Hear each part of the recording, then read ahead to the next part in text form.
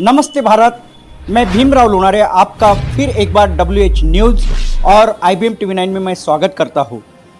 आज हमारे स्टूडियो में आपको बताना चाहूँगा, आज हमारे स्टूडियो में वंचित बहुजन आघाड़ी के पूर्व विदर्भ संयोजक प्रफुल्ल मानके जी आए हैं और विवेक हाड़के जी हमारे स्टूडियो में आए हैं। उन्होंने सदिच्छा भेंट हमारे स्टूडियो को दिए हैं। वाड़ी में हमारा कार्यालय है, उस स्टूडियो को उन्होंने सदिच्छा भेंट दिए हैं। आज वो हमारे साथ में है। आज हम उनसे जानेंगे, खास बातचीत करेंगे कि ये देश में जो चल रहा है और जो प्रधानमंत्री नरेंद्र मोदी जी ने जो महाराष्ट्र के प्रति जो प्रतिक्रिया दिए हैं और जो बवाल मचा हुआ है इस महाराष्ट्र में पीएम मोदी के खिलाफ में, तो हम उनसे जानेंगे कि ये जो पीएम मोदी जी ने जो महाराष्ट्र के कारण देश में कोरोना फैल रहा है, ऐसी जो टिप्पणी की है महाराष्ट्र के प्रति, क्या बताओगे आप? सबसे पहले तो प्रधानमंत्री नरेंद्र मोदी जी ने जो महाराष्ट्र के मामले में जो बयान दिया, उसका वंचित बहुजन आघाड़ी की ओर से मैं तीव्र निषेध करता हूँ। ये कहीं ना कहीं राजकीय स्टेटमेंट उन्होंने किया है और ये गैर जिम्मेदाराना स्टेटमेंट है, मुझे ऐसा लगता है, क्योंकि प्रधानमंत्री इस देश के हैं। वो देश के होने के कारण कहीं की भी जो जिम्मेदारी है किसी और पर नहीं ढकेल सकते। इसलिए मैं समझता हूँ कि ये गैर जिम्मेदाराना बयान है, उसका हम पुरजोर तरीके से विरोध करते हैं, निषेध करते हैं। क्या लगता है ये जो बयान जो है पीएम मोदी जी ने जो किया है, ये पॉलिटिकल स्टंट है, ऐसे लगता है आपको? जी, महाविकास आघाड़ी और भारतीय जनता पार्टी के बीच में जो नूरा कुश्ती चल रही है, उसी को लेकर ये किसी न किसी प्रकार से टारगेट करने वाला बयान है। लेकिन इससे महाराष्ट्र के सभी महाराष्ट्र वासियों का दिल आहत हुआ है और कहीं ना कहीं ये गैर जिम्मेदाराना बयान है, ऐसा मुझे लगता है। क्या लगता है विवेक हाड़के जी, आप हमें बताइए, हमारे दर्शकों को ये बताइए कि पीएम मोदी ने जो ये बयानबाजी की है महाराष्ट्र के प्रति कि महाराष्ट्र में जो कोरोना फैला है वो उसके कारण, पूरे महाराष्ट्र के कारण ही पूरे देश में कोरोना फैला है, ऐसे उन्होंने टिप्पणी की है। क्या बताओगे आप? प्रधानमंत्री मोदी जी ने एक तो ये गैर जिम्मेदाराना जो बयान दिया है, उन्होंने बात उस बात पर करना चाहिए कि केंद्र की नीतियों की वजह से, नरेंद्र मोदी जी की नीतियों के वजह से कोरोना में इतने लोग उनके बेहाल हुए और इतने लोग भुखमरी से मरे, कोरोना से मरे, क्यों महाराष्ट्र में मरे, इसके ऊपर में उन्होंने बयान देना चाहिए था। इस बात पर उन्होंने बयान देना चाहिए था कि ये हमारी नाकामी है कि हम लोग हर साल 2 करोड़ लोगों को रोज़गार देना चाहते थे, हम लोग हर साल 2 करोड़ लोगों को रोज़गार देने में कामयाब नहीं रहे। इस बात पर उन्होंने बयान देना चाहिए। किसान आंदोलनों के संदर्भ में उन्होंने जो स्टैंड लिया, किसानों के दबाव के वजह से उन्होंने जो बिल वापस लेना पड़ा बाद में, लेकिन वो बिल ही क्यों लाया उन्होंने, उस संदर्भ में उन्हें जवाब देना चाहिए, क्योंकि 700 किसान भाई हमारे मर गए, उस संदर्भ में बयान देना चाहिए। आज भी हमारे देश के अंदर में क्यों 40 करोड़ लोगों को 2 वक्त की रोटी नसीब नहीं होती, इस संदर्भ में जवाब बयान उन्होंने देना चाहिए। यूपी का चुनाव है करके ध्रुवीकरण का राजकारण करने के लिए कुछ भी स्टेटमेंट देना और नूरा कुश्ती का वातावरण तैयार करना, इसमें कोई मतलब नहीं है। जिम्मेदार स्टेटमेंट ये है कि एक कल्याणकारी राज्य की क्या संकल्पना होती है, उसके अंदर में बात करना चाहिए। अभी यूपी के चुनाव है, 5 राज्यों के चुनाव हैं विधानसभा के, क्या बताओगे कि क्या लगता है आपको कि इस 5 राज्यों को चुनाव को देखते हुए ये जो पूरे देश में जो हलचल मची हुई है, क्या लगता है बीजेपी की स्थिति क्या रहेगी? जिस प्रकार से पूरे देश में भारतीय जनता पार्टी के माध्यम से जातिवादी और सांप्रदायिक राजनीति की शुरुआत हो गई है, उत्तर प्रदेश में भी बड़े पैमाने पर सांप्रदायिक राजनीति भारतीय जनता पार्टी के माध्यम से हो रही है। इसीलिए आने वाले समय में भारतीय जनता पार्टी को रोकने के लिए, केंद्र और राज्य दोनों में रोकने के लिए, आदरणीय प्रकाश उर्फ बाला साहब आम्बेडकर, जो वंचित बहुजन आघाड़ी के राष्ट्रीय अध्यक्ष है, इन्होंने अपना स्टैंड लिया है और मुझे लगता है कि सभी कल ही उन्होंने मीडिया में बयान जारी कर उन्होंने अपना स्टैंड किया है। तो मैं समझता हूँ हमारे नेता ने स्टैंड होने के बाद हम लोग भी नेता के साथ में हैं। इसीलिए आने वाले समय में भारतीय जनता पार्टी को हराया जाए उत्तर प्रदेश में, और वही जीत जो है वो अम्बेडकरवाद की जीत होंगी, अम्बेडकरवादियों की जीत होंगी, मुझे ऐसा लगता है। हार्के जी, आप हमें ये बताइए कि उत्तर प्रदेश में अभी बीएसपी है, समाजवादी पार्टी है, कांग्रेस है और बीजेपी है। क्या लगता कौन उभर के आएगा उत्तर प्रदेश में? देखो, उस संदर्भ में आदरणीय बाला साहब अम्बेडकर इन्होंने अपना स्टैंड क्लियर कर लिया है, और उसमें अभी क्या प्रेडिक्शन रहेगा मैं उस संदर्भ में ज़्यादा बात नहीं करूँगा। जो भी है चित्र 10 मार्च को सबको दिखेगा, देश और दुनिया को। सिर्फ इतना ही कहूँगा कि सबका प्रयास ये है कि भारतीय जनता पार्टी की सरकार वहाँ ना बने।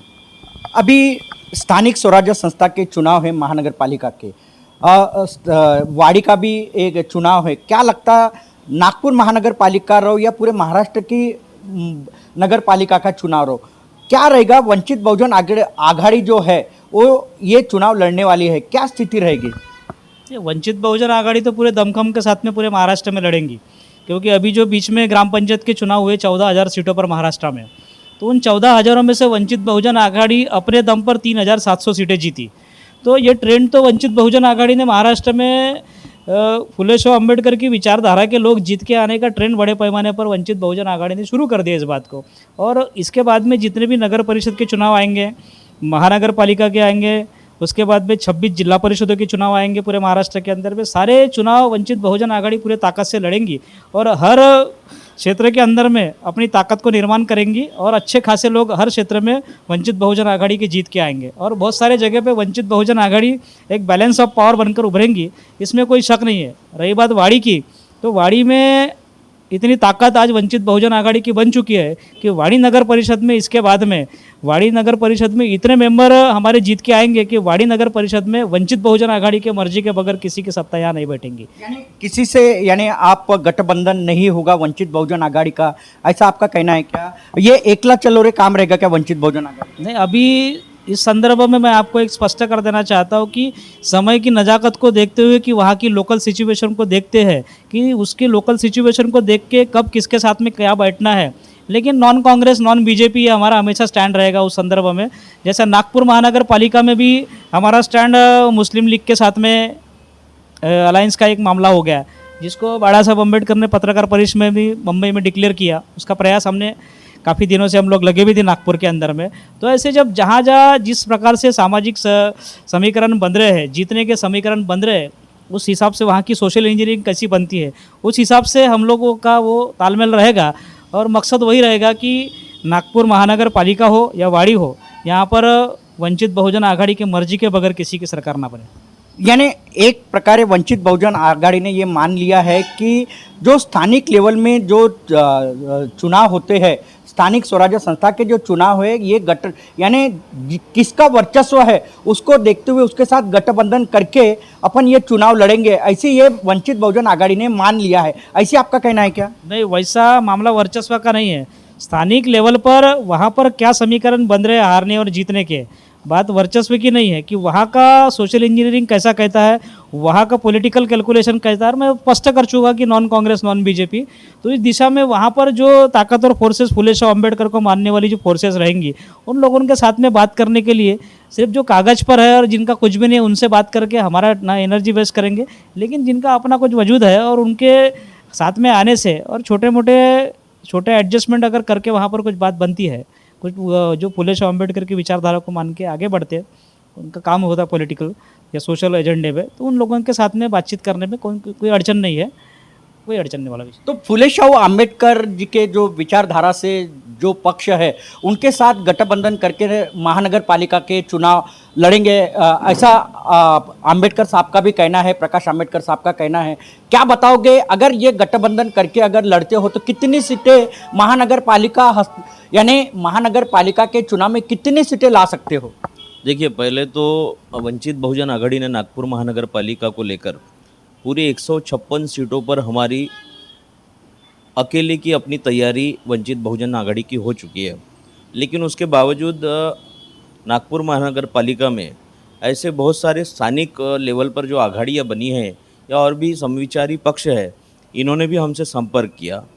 अभी आदरणीय बाला साहब अम्बेडकर, प्रकाश अम्बेडकर जी जो भी हमें आदेश देंगे, अगर वो फाइनल होता है तो आदरणीय बाला साहब के आदेश के अनुसार स्थानिक लेवल पर कुछ अगर युति या गठबंधन हो सकती है तो उसको भी फाइनल हम लोग किया। लेकिन आज की तारीख में हम लोगों ने जिस प्रकार से वंचित बहुजन आघाड़ी की तैयारी की है, लगभग सभी 52 प्रभागों में हम लोगों ने निरीक्षकों की नियुक्ति हम लोगों ने कर ली है और आज की तारीख में 100 सीटों पर उम्मीदवारों की हमारी तैयारी हो चुकी है। यानी नागपुर महानगर पालिका के चुनाव में जो यानी जितने भी प्रभाग है उसमें सभी प्रभागों में आप वंचित बहुजन आघाड़ी का उम्मीदवार रहेगा, ऐसा आपका कहना है? बिल्कुल बिल्कुल 52 के 52 प्रभागों में हम लोगों ने अपने पदाधिकारियों की नियुक्ति की गई है।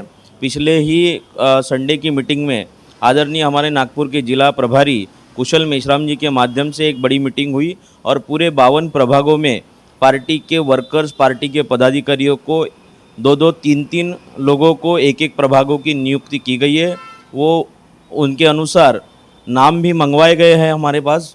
तो 100 सीटों पर हमारे पास आज की तारीख में तैयारी और नाम आ चुके हैं और भी जल्दी से जल्दी कुछ नाम जल्दी ही हफ्ते भर में और आ जाएंगे। तो लगभग 156 पर लड़ने की हमारी तैयारी हो चुकी है और कम से कम हमारी इतनी सीटें वंचित बहुजन आघाड़ी की मनपा के चुनाव में आएंगी कि हमारे बगैर नागपुर का महापौर नहीं बने, इस स्थिति में हम लोग वंचित को खड़ा करेंगे।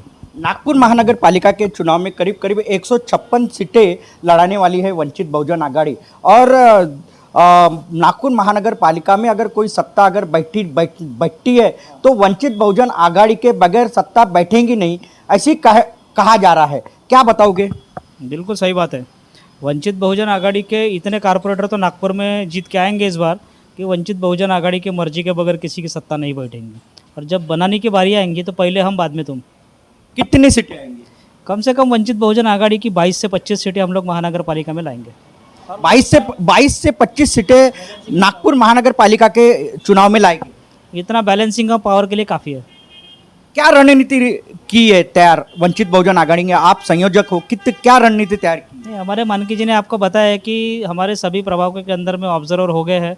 हमारा वार्ड लेवल से लेके तो मोहल्ला कमेटी तक हमारा संगठन बन गया है और सभी समाज को प्रतिनिधित्व संगठन के अंदर में दिया गया है, चाहे SC ST OBC माइनॉरिटीज़ हो या दूसरे भी, और जो सो कॉल्ड फुले शाह अम्बेडकर को मानने वाले अपर कास्ट है वो भी हमारे संगठन के अंदर में है। तो सभी समाजों का एक कॉम्बिनेशन सोशल इंजीनियरिंग बनाने का काम उसमें किया गया है और सभी समाज के लोग और समाज में काफ़ी वातावरण है और बुद्धिस्ट बड़े पैमाने पर पार्टी के साथ में बेसोट बन के तैयार है। कुछ प्रभाग में वंचित बहुजन आघाड़ी के काफ़ी उम्मीदवार इच्छुक है जो लड़ना चाहते हैं, जैसे उत्तर विभाग में भी काफ़ी इच्छुक है, लेकिन उम्मीदवारी एक को ही मिलेगी।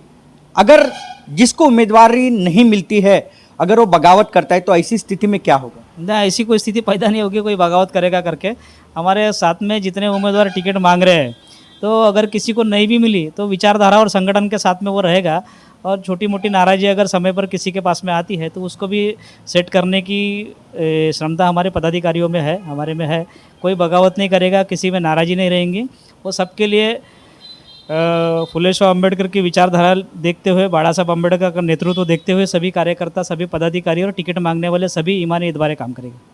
तो ये हमारे साथ में है प्रफुल्ल मानके जी और विवेक हाड़के जी, जो कि वंचित बहुजन आघाड़ी के पूर्व विदर्भ संयोजक है। इनसे हमने बातचीत की नागपुर महानगर पालिका के चुनाव को लेकर और उत्तर प्रदेश के चुनाव को लेकर, और आज जो देश में जो चल रहा है, PM मोदी जी ने जो महाराष्ट्र के ऊपर जो टिप्पणी की है उसके ऊपर आज हमने इनसे खास बातचीत की है।